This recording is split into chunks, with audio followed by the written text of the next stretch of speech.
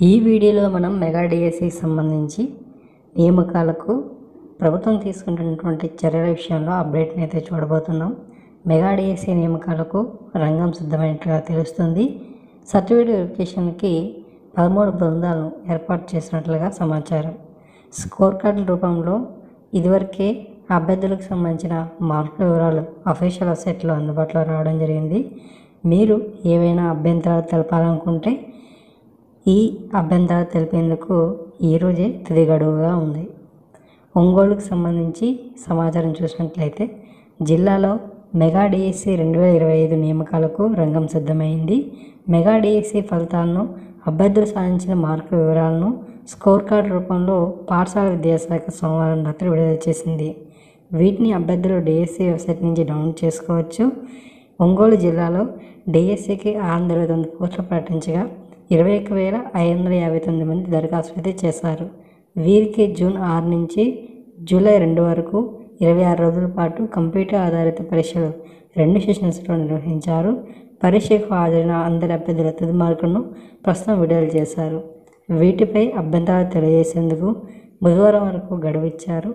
అలా వచ్చిన వాటిని పరిశీలించి తుది మెరిట్ జాబితాను ప్రకటించనున్నారు. అనంతరం మెరిట్ కమ్ రాష్ట్ర విధానంలో టీచర్ పోస్టులకు అభ్యర్థులను ఎంపిక చేస్తారు.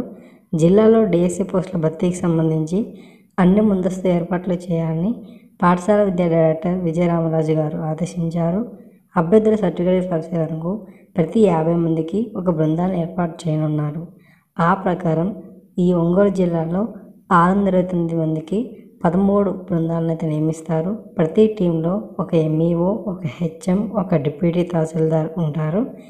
ఒక పోస్టుకు ఒక ఖాళీని మాత్రమే చూపించనున్నారు.